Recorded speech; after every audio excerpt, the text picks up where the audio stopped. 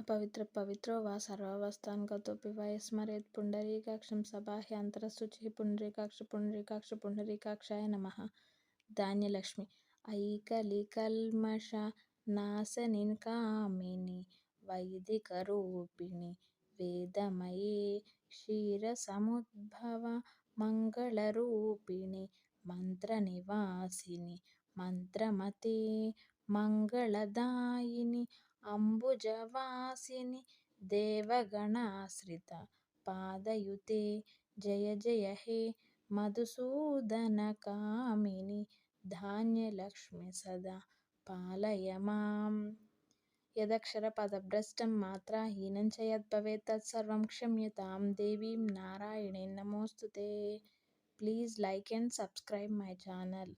Please share my videos. Thank you so much.